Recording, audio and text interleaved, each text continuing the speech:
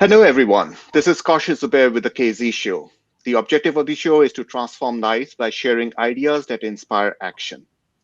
Any organization needs a good sales process to meet increasing competition.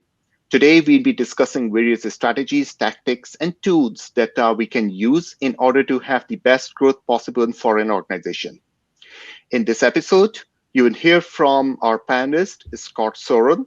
Scott is known as Mr. Charge Higher Prices. Throughout the US and internationally, he teaches sales teams specific methods for getting to the top of their customers' price range. He has identified more than 80 different techniques and tactics for influencing customers to pay more than expected and feel happy about it. Welcome, Scott. Thank you, Kashyap. Thank you for the invitation. Look forward to our hour together. Yes, definitely looking forward to it.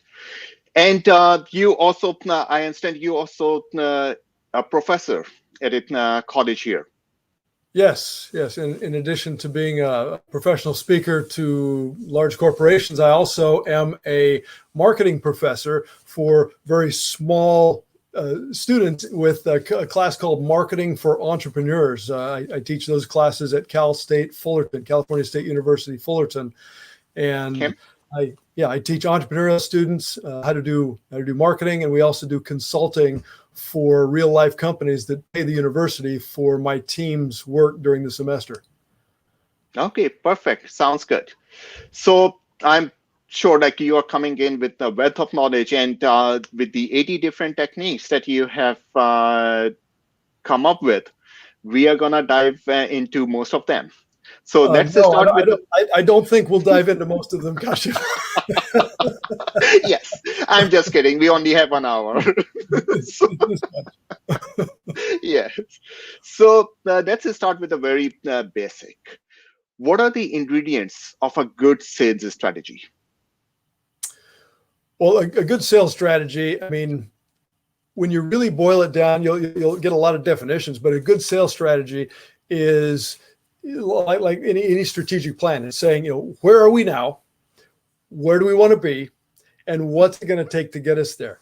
It's the techniques, the tactics, the tools for getting from where we are as an organization to where we want to be, to getting from where we are with an individual prospect to where we want to be with a closed deal. It's the steps in between, and it's a way to it's defining the steps, the techniques for differentiating ourselves, for making sure we ascertain what all the customer's needs are, so that we can properly fulfill that. And part of that too is if we can't fulfill it, if we're not with integrity able to fulfill that, then we need to have other options, maybe other partners, other referral entities that we can refer that particular prospect to, because we always want to leave the customer in a better place than we were before and sell with the customer's best interest in mind.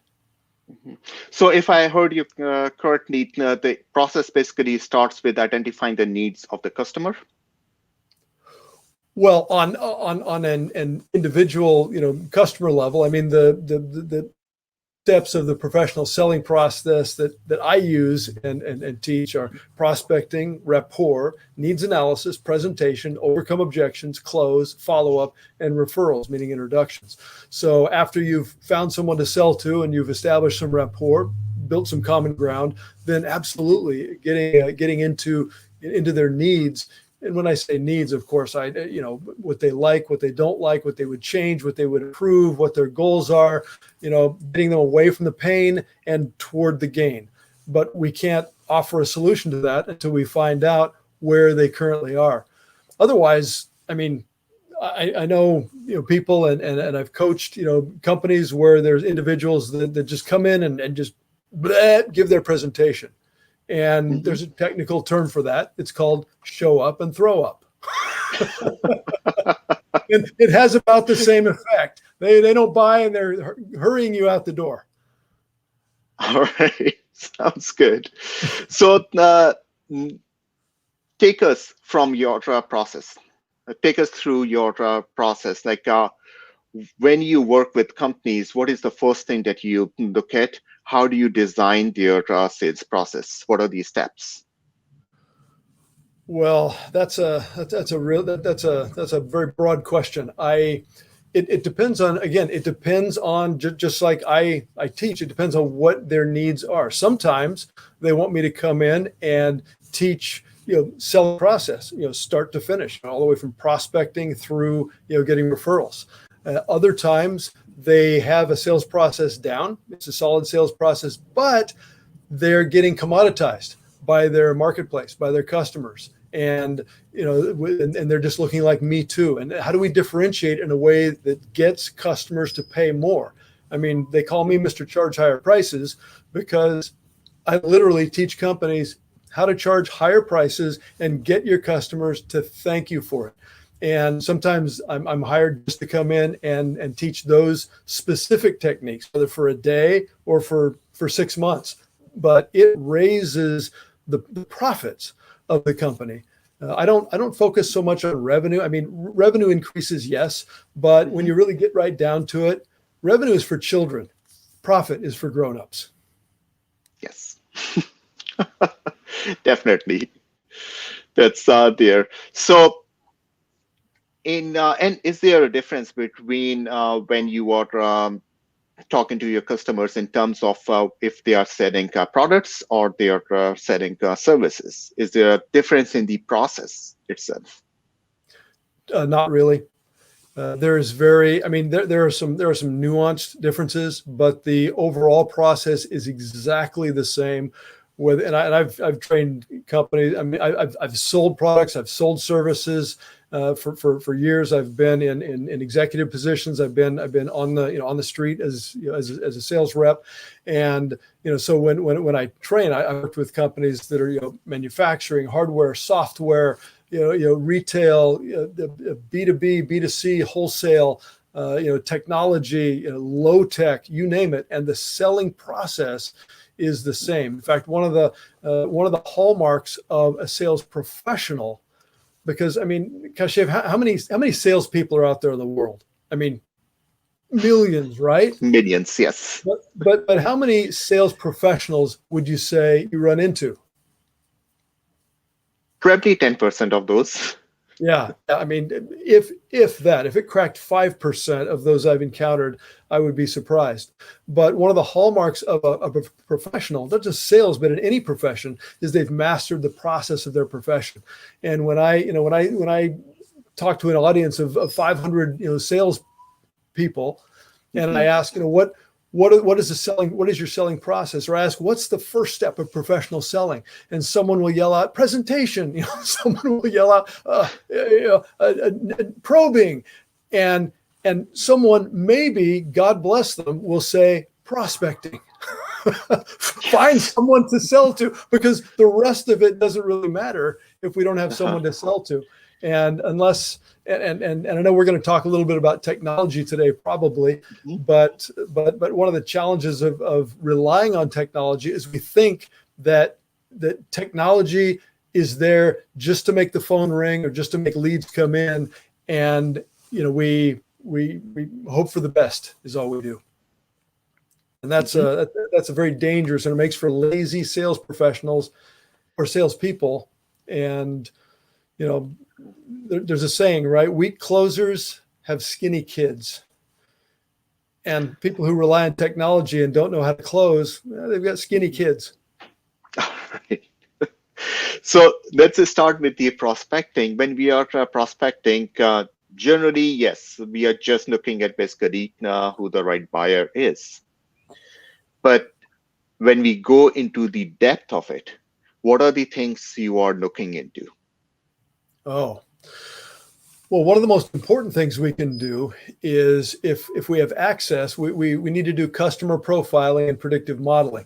Customer profiling is creating a profile of your ideal customer. And the way you do that is not by, and most companies will say, okay, let's look at all our customers and create an aggregate of everyone who's bought from us, and then that becomes the range, of company size, of their income range, what they purchased, et cetera. We take all those averages. Well, that's not what we're looking for. What we need to do, and what I've done with companies, is we come in and we take a look at their entire past customer database, and we say, who are our very best customers. And here's how I identify that. Who are the ones that we made the most money on, the fastest, in the least amount of time? I mean, with the least hassle. So most money, least amount of time, least hassle. So in other words, least time and effort and most money. And then that shrinks the number down significantly, sometimes to 10% or less. Now you take those customers and now you create a customer profile, and that tells you, okay, if individuals within those tolerances, within those ranges of company size and geography and industry, et cetera, if they liked paying us a lot of money quickly with no hassle, what's the likelihood that if we find other companies that look just like them, they are also going to want to pay us a lot of money in a short amount of time with very little hassle? High likelihood. And that's the predictive modeling part. So that's one of the best ways you can define what your best target segment is. Okay. And so I would assume that to do that exercise, we would need some data. We would need some tools, some technology behind it to identify those prospects. What are some of the tools that you see in the market that are available these days? Well, when you're talking about, I mean, you can take Salesforce or HubSpot or any kind of great CRM, and you can of course run a report and export. You can even say create a database of all the companies in our customer database, the closed business, that are within for this field, within this criteria, within this range, within this second field, within this range, and it will spit out a database of your ideal prospect, the ones that you made the most money on in the least amount of time with the least hassle. But you can also, I mean, I've had companies that just have a big Excel. They can just output a big Excel database, and they've gone through it manually and said, okay, these are our very best ones, and come up with 100 of their prime customers. So technology is great and can save some time, but let's not get too impressed with technology to where, I mean, sometimes it gets in the way and it actually slows us down, to be quite honest. Okay. So what are the some of the disadvantages that you see using technology, or are there any? Well, number one, I shouldn't say number one, but a whole list can be like something like, say, over optimizing or getting so granular with every detail about the about the customer, about the prospect, that we become enamored of all the details and entering all the details, and it doesn't leave us as much time to sell. And we sometimes we take our best sales reps, and we will squash down their productivity by saying, you need to use this particular tool and enter all these things. And they're not wired for that. Some people are just not wired for that. And I've taken some salespeople, and I've taken them out of the CRM in their daily activities, and taken them back to a tickler file with file folders, 1 through 31 for the days of the month, and then 12 months in advance, and moving them, moving different files backwards, and then the activity for the day. Then at the very end of the day, then they enter the data, on the keyboard into the CRM, but it's not holding them back and hamstringing them during the day. And as soon as they come in, they pull out the tickler for that day, and they are off to the races, and they're productive during their prime earning hours, when they've got the most energy. So that's one challenge, is technology gets in the way. Sometimes we'll tend to try to over optimize. Another one is kind of we get socially disconnected from our clients. We will send emails or texts or whatever, and we won't even pick up the phone. And I should say, and not to everyone demonizes the younger generation, Gen X, Gen Y, Gen Z, but or I should say mostly Gen Y, Gen Z, and millennials and new Gen Zs, but they are oftentimes afraid to pick up the phone and to have an actual conversation with someone. And I tell my students at Cal State Fullerton that the leaders in business are going to be those who actually learn to get in front of people, who learn to pick up the phone, who learn to talk to people and not sit behind technology and self-edit. Because when I'm sending you an email, Kasha, Mm-hmm. I can edit it and make it perfect. When Yep. I put my profile picture out there, I can take 50 pictures and then I can skinny it in the right places and put extra hair in the right places and and make myself look perfect, right? Which obviously I haven't done, and and some people they're so afraid to speak to someone that they might misspeak because they can't edit themselves as they're talking. So that's one way technology gets in the way. It's made us lazy and it's taken away some of the human element. We need to get back to that. Mm-hmm. So the question that comes to mind is, last 1 year, everything changed because of COVID.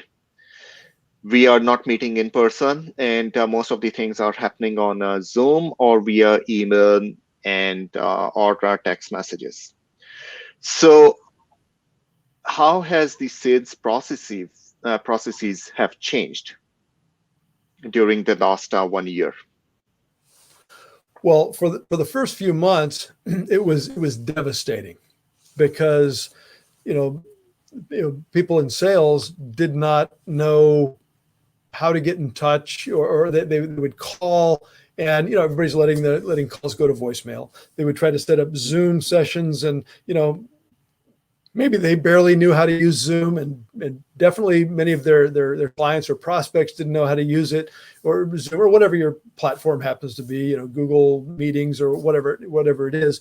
But there wasn't a comfort level, and a lot of people weren't getting any business done. And one challenge was that companies were keeping the same sales quotas, and many of them were not working with their people. They were saying, "You'll figure it out, make it happen," and there were some devastating results out there. Now, a year later, most people on both sides, on the sales side and on the customer side, are much more comfortable with the technology.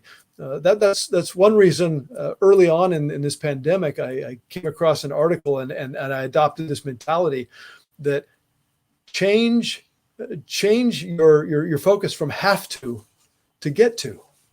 Oh, I have to stay at home. I have to, stay away from other people. I have to not be connected with, or, I have to not drive, that kind of thing, as opposed to saying get to. And then I thought, okay, what do I get to do?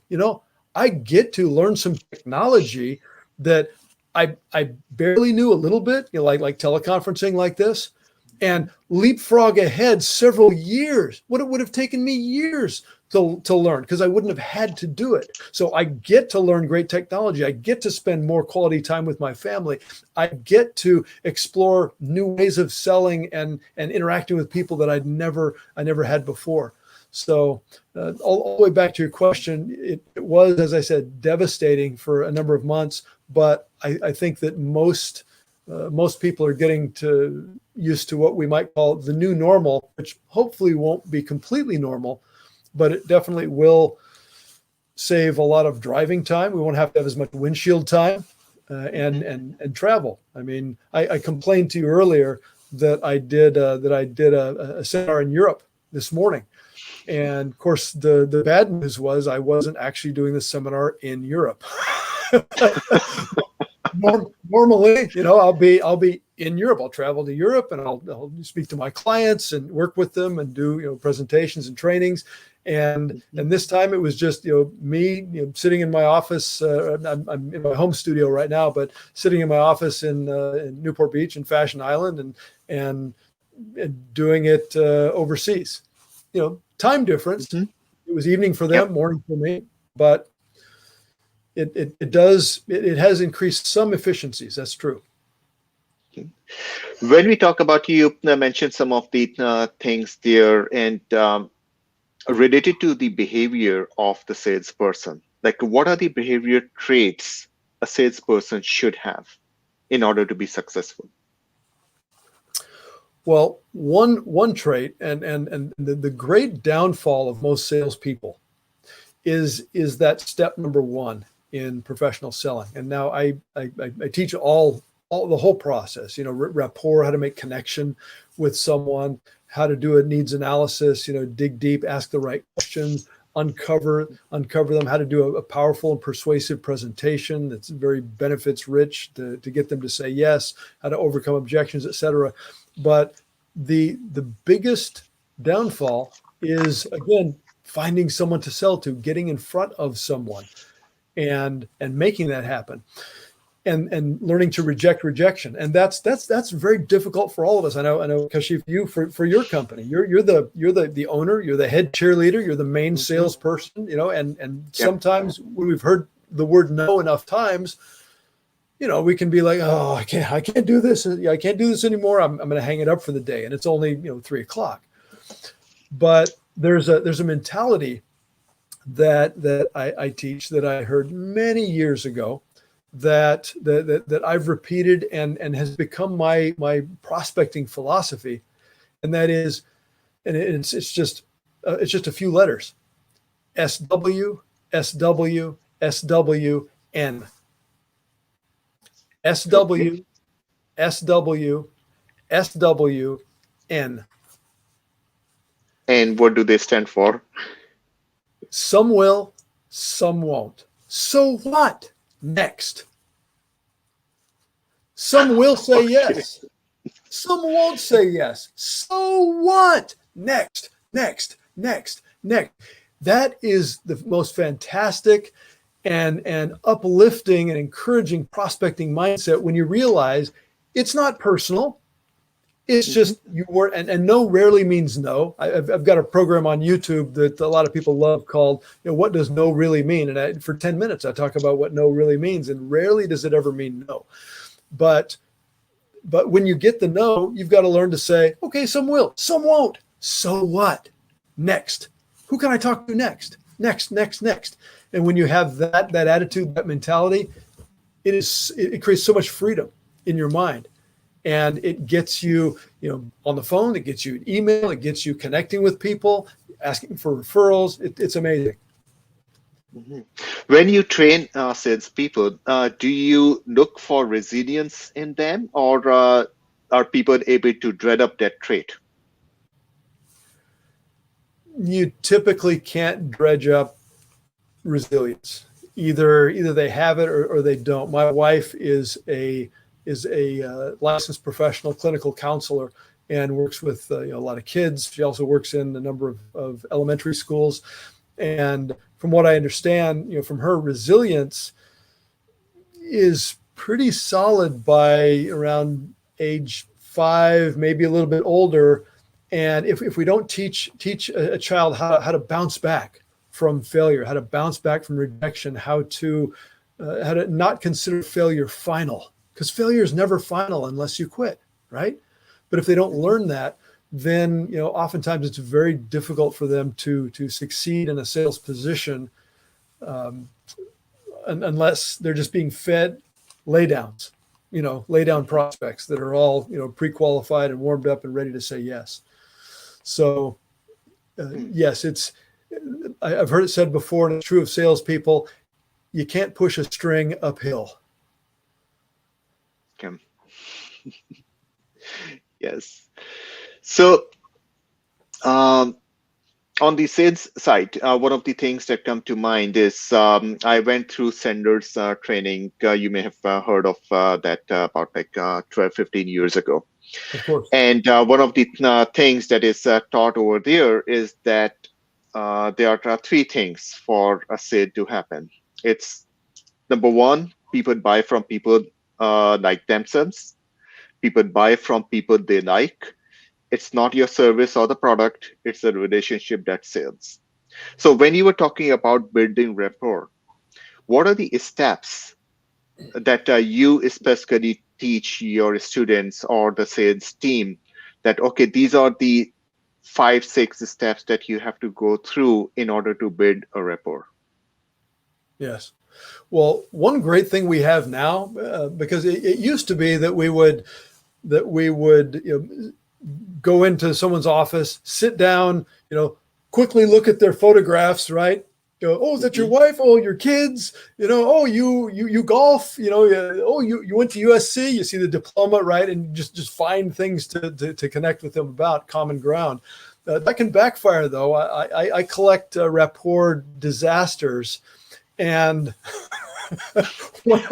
one of the sales reps in a group told me once. He said, "Oh, I've got one for you." I said, "What's that?" He said, and I walk into the guy's office.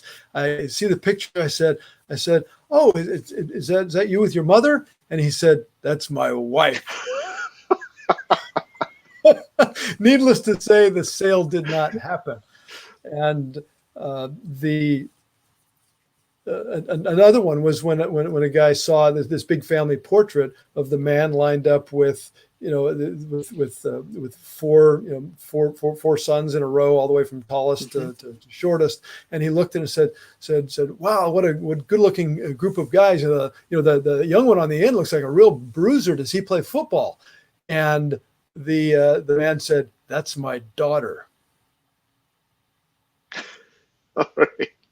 True story. Mishaps happen. True story.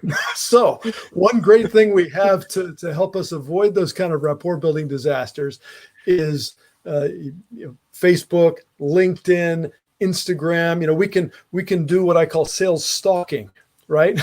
we Hmm. stalk the person before we meet with them or talk to them, and I even admit it. I fess up when I talk to them. I'll connect with them and say, hey, I was on LinkedIn. I saw you attend this school. My dad went there, or my brother-in-law, or whatever it happens to be. And then I say, yeah, I did. I admit it. I was doing some sales stalking, and I saw. Matter of fact, it's funny. I was on Facebook, and those pictures that you took on your vacation to the Grand Canyon, where you're over that cantilevered, you're out, you and your family are out over that entire nothingness, 50 feet out over with no Hmm. support. That just blew my mind. I've never done that. What was that like? And when you say it right, then it does not sound creepy. It doesn't sound invasive. You're excited. And they were excited about the vacation because they posted it on there. And then they immediately start talking and effusing about how great it was. And of course, you're focused on being interested, not interesting. And there's a difference. Hmm. Interested, not interesting. And when you're interested in the same things they are, meaning them, they love you. And I teach, years ago, I came up with an acronym which allows you to formulate rapport with people when you forget what to talk about, or you're at a loss. So to Hmm. formulate rapport, think of the word formulate: family, Okay. occupation, recreation, music, movies, media, upbringing, relationships. Oh wait, I'm spelling it wrong. Now that I'm on podcast here, I can't spell. So L is love. I'm sorry. A is aspirations. What are they trying to get to in their lives or in their position? T is travel, and then E is education. So I totally destroyed the spelling there.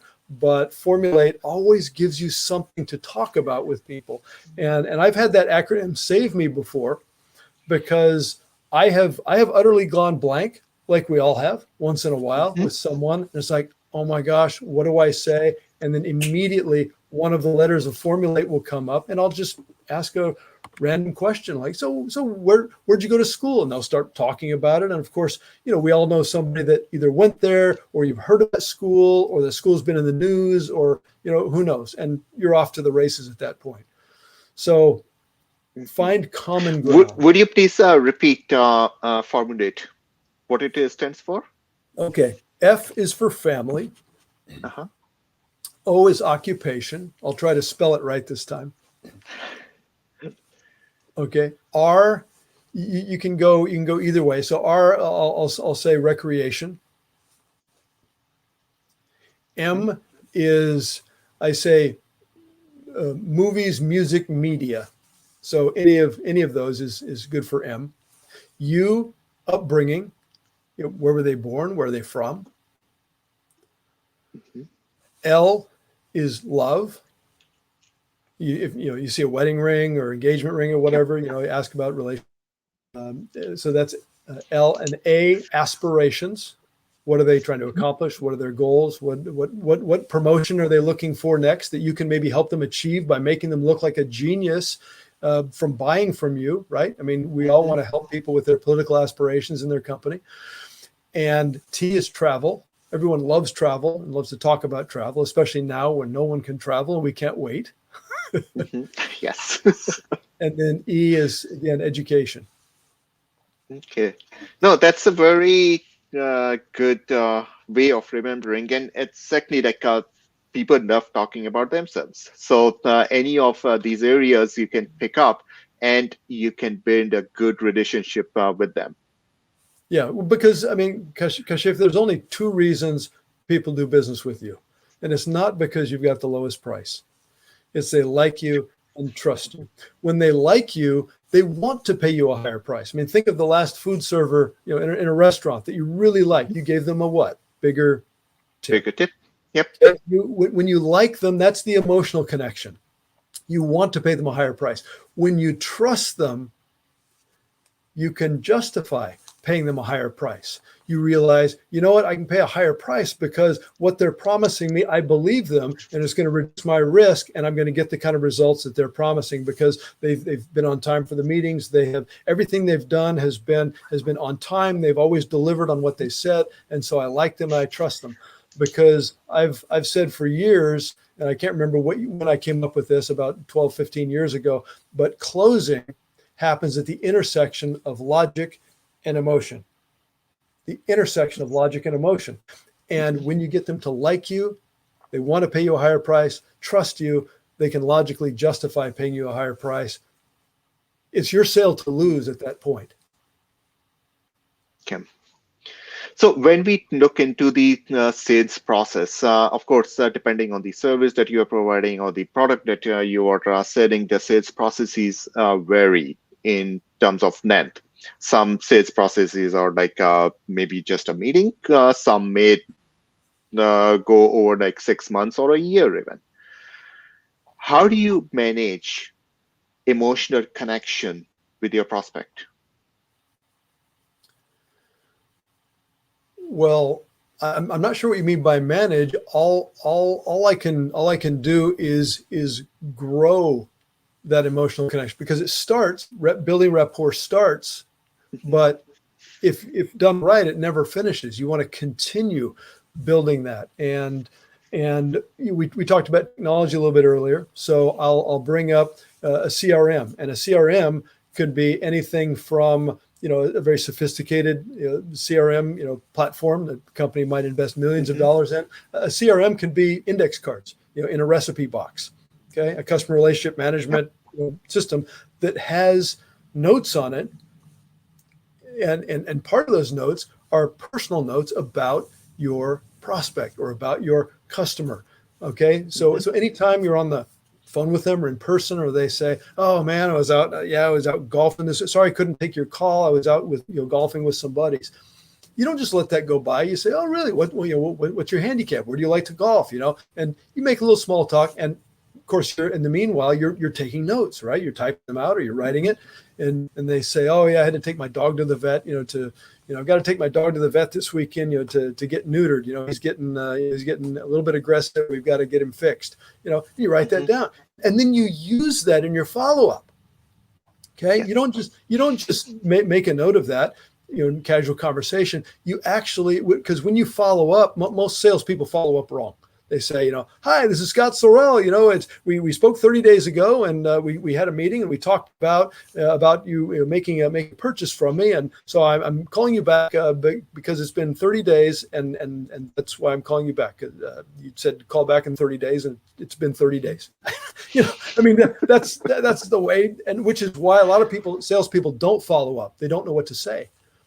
But when you create reasons to call, it changes the whole dynamic and makes it comfortable and highly effective. So let's and in fact, this is a brand new example that I just made up last night in my class that I taught at Cal State Fullerton, and it's the dog being neutered this weekend, right? Yeah. So what do?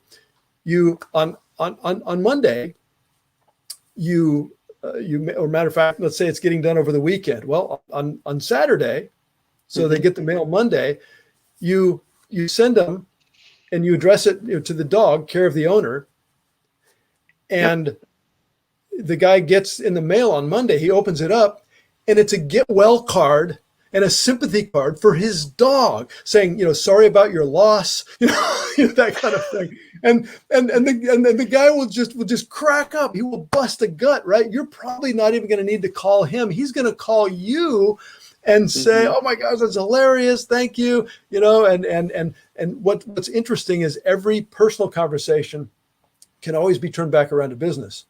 But ostensibly, that's not why you called. Ostensibly, you called for a personal reason. You're following up on something you sent them, something you're interested in about their lives. And then usually they'll turn the call back around to business and say, I'm really glad you sent that to me, or I'm glad you called because I wanted to talk about the meeting we had, or I talked to my boss and we need some more information, that kind of thing. So follow-up becomes easy, comfortable, and natural when you create reasons to call that are all about them and not about you and your commission. Yeah, that is definitely true. So I don't know how I'm getting echo now. Are you hearing echo? No, I'm not. No? Nope. Okay. You're loud and clear. Okay. All right. So there are some, or share more stories if you may, about the disasters that you have seen in the sales processes and or sales people, and how you were able to change those. Well, some disasters I see are during what we call ride-alongs, where a sales rep is actually going out, to call on a prospect, make a presentation, that kind of thing, and I'll go along with them, and they'll say, oh, this is Scott Sorrell. He's coming along with me. He's new with our company, and he's just going to observe. Now, of course, the prospect thinks I'm a new sales rep, and I'm there, taking notes, and I'm just learning. Well, actually, I'm the guy that's going to be coaching the sales rep later on everything he did wrong, and I am new with the company. I'm just training everyone. So it doesn't create a lot of strange questions like, why is this guy here? He must be new. So what I find is so many times that number one, a salesperson, and again, I use that term intentionally, different from sales professional. A salesperson, they'll have a list of questions, and that list of questions will be 1, 2, 3, 4, 5, all the questions they need to ask, and the sales rep will mechanically go through each question and write down the answer, but not really listen. And I mean, while the customer is talking, I will see a hole big enough to drive a Mack truck through, right? I mean, for the follow-up question. I mean, it's just so obvious, and they'll just put their head down and they'll go to the very next question. And they won't, they won't really be listening. And another one is when they're leaving, they say, okay, well, great. Well, give me a call next week, or I'll call you next week and follow up. Now, when exactly did they make a commitment to follow up, to talk? None whatsoever. So what happens is the guy does sales stalking, right? He calls, leaves a voicemail, emails, sends a fax, text, smoke signals. I mean, nothing, and can't get in touch with the other person because you have to set an appointment. Okay, closing happens at every single interaction. Closing isn't just the final transaction. You close on a commitment to advance each time, a commitment to move forward. And with incremental commitments, that gets the prospect more invested in the process and more invested in you, which means they're much more likely to say yes at the very end of the process because of the law of consistency. People tend to act in concert with what they've done in the past and make their future look the same. They tend to be consistent in that way. Okay. So initially, we talked about some of the behaviors that basically salespeople are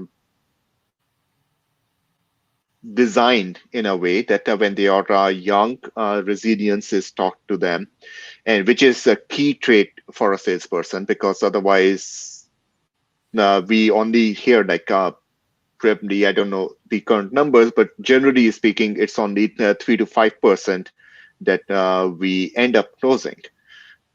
Most of the time we are hearing no's from companies. So what are some of the things that you can actually teach to salespeople to make them professional? Right. Well, but besides the steps of the selling process, I also will teach them, as you mentioned, I've identified more than 80 different techniques, methods, strategies for getting customers to pay more than they thought they were going to pay, but still be happy they did so.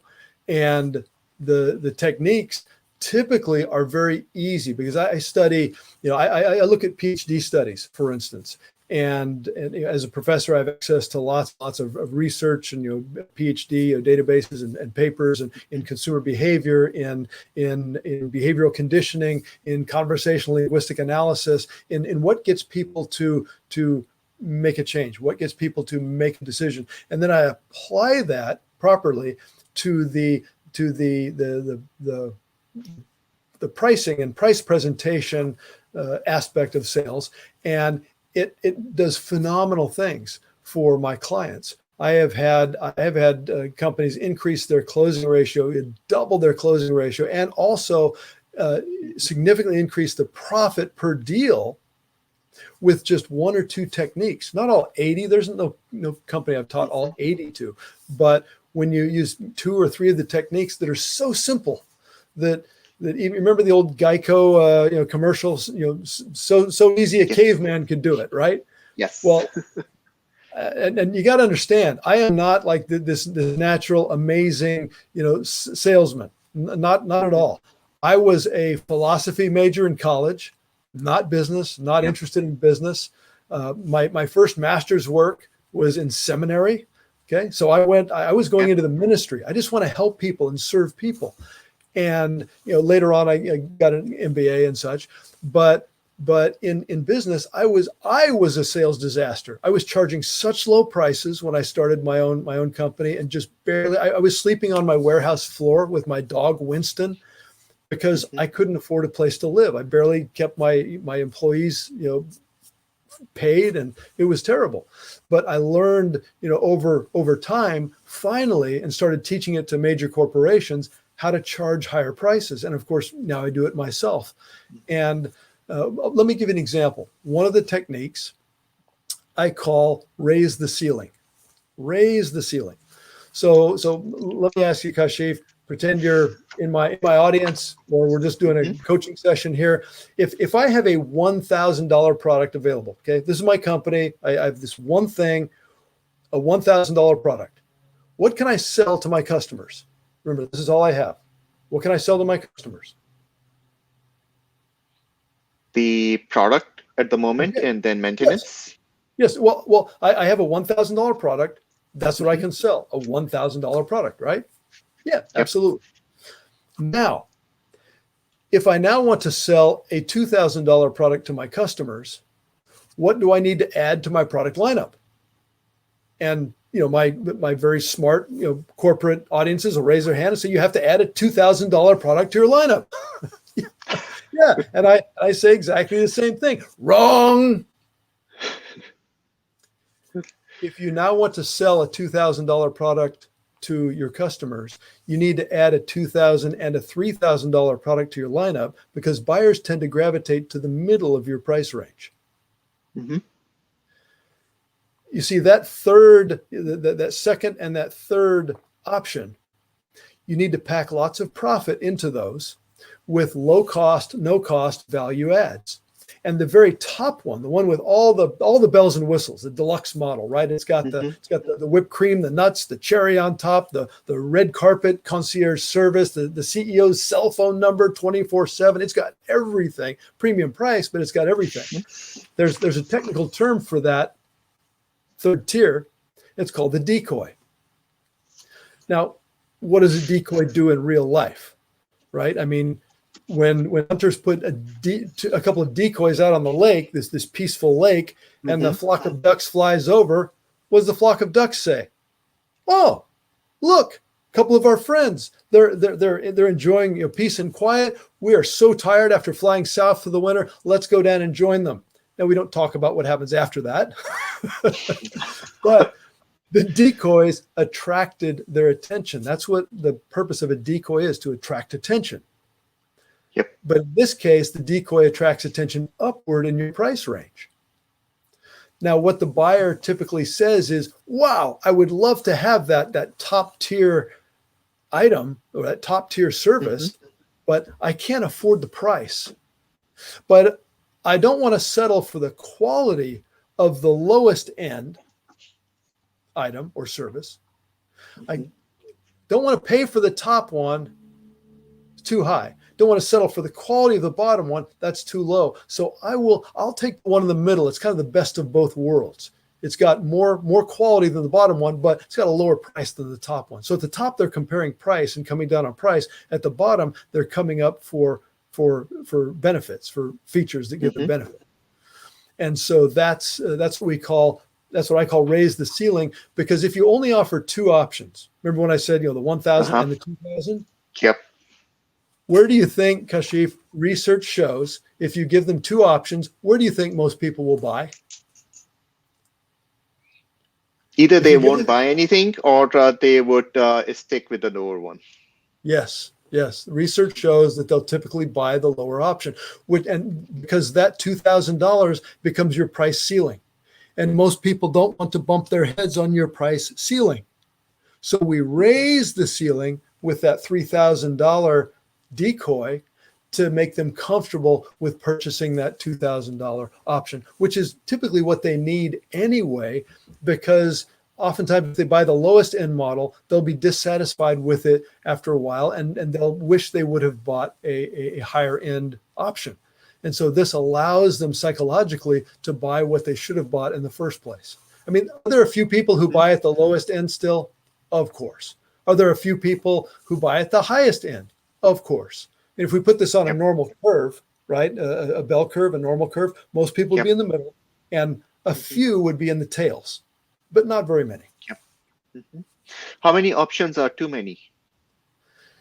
I've found anything more than 5. If you have 3, that's fine. 4 is okay. 5, that's the limit. If you want to go more than 5, then take away the bottom, and then add another one. Or there's a lot of ways to play. But I found that customers are kind of like little kids.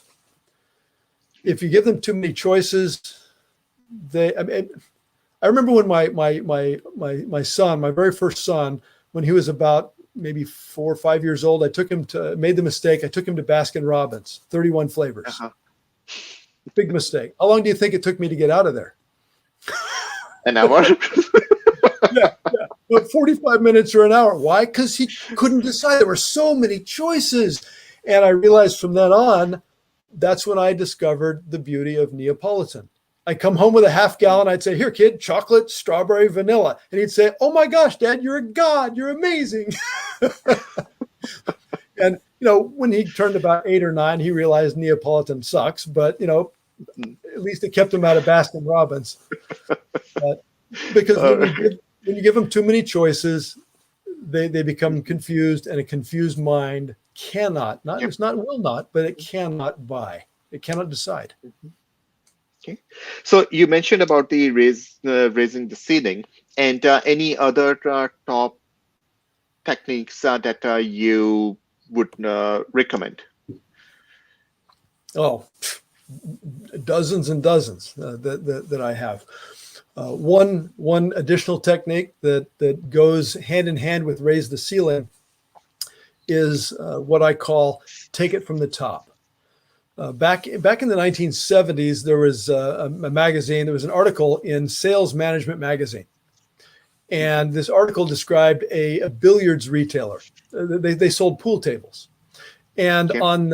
in the Sunday paper, the newspaper.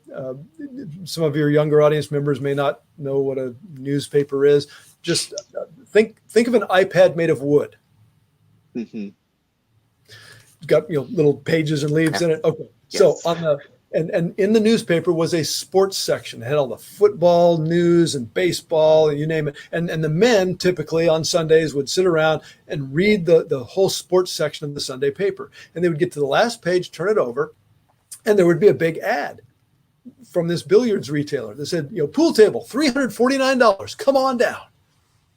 And people would go down there and buy that pool table or at least get them in the door. Well, the management of the company gathered all the sales reps one day and said, you know what, for the next 30 days, we're going to try an experiment. No matter who comes in, even if they're looking for the high-end, super sophisticated deluxe pool table, we want you to walk them over to the $349 pool table. Then show them the $500, then the $1,000, $2,000, and finally the $3,000 deluxe slate top, Queen Anne legs, carved mahogany siding, gold fringe on the pockets, deluxe pool table. They added up all the invoices for the month, divided it by the number of transactions to get the average sale. Mm-hmm. And it was about $550. The next month, they gathered all the salespeople together and said, listen, guys, we're going to do exactly the opposite. They can come in waving that newspaper ad for a $349 pool table. You're going to walk them over to the $3,000 deluxe slate top, Queen Anne legs, carved mahogany siding, gold fringe on the pockets, $3,000 high-end pool table. Then you're going to show them the $2,000, the $1,000, the $500, and finally the $349 pool table. Added up all the invoices for the month, divided it by the number of transactions, about $1,000, almost double the previous month. Mm-hmm. Now, Kashif, here's a very difficult question. How much more salesmanship does it take to sell from the top down than the bottom up? Nothing much. None whatsoever. It's the order in which you present. That's why I can teach and oftentimes I can even elevate the performance of some rather mediocre salespeople by teaching them some very simple techniques that come from basic human psychology.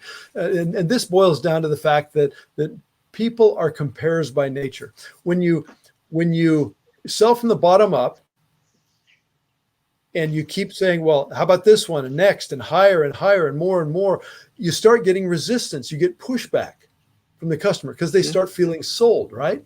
We've all felt sold, right, from some sales guy. But what's fascinating is when you start at the top and you show them the very best one, and then you show that you take something away and less and less and less and less, guess what you get? Resistance, pushback. Why? Because you're taking stuff away and people don't like having stuff taken away. and they tend to buy higher in the product line and in the price range than if you sold from the bottom up. And I've analyzed this for years and finally come to the conclusion. In fact, my son, the one I told you about, Baskin Robbins, helped me with this because and I understood it when he was around 5 years old in school. Right? Kindergarten. Mm-hmm. He came home one day and he complained. He said, Dad, I'm the only kid in my class who's never been on an airplane. Now, I know out of 25 or 30 kids, that can't be true, right? He can't be the only one. But in his perception, he was, because what had he done with a number of kids, other kids around him? What was going on in his mind? He was doing what? Comparing himself to them. I didn't teach him to compare. Humans are comparers by nature. And because people are comparers by nature, that's what gives us the answer to why people buy closer to what you show them first. Whatever you show them first, Kashif, becomes the standard by which they judge everything else you're about to show them. And this is true on a website. Okay, when you show the best one first, and then down and down, a proposal, which I always do. I list the highest end, most fabulous package first, for training and speaking, and on down. I mean, they get to the second page, they don't even want to see the rest of because they see that the list gets shorter and shorter, and they don't want to settle for that. They've already created demand in their mind. So whatever you show them first, whether it's the low end or the high end, that becomes the yardstick, the measuring stick, the standard by which they will judge everything else that they're about to be shown. And they will stick closer to that initial comparison point. Fascinating, isn't it?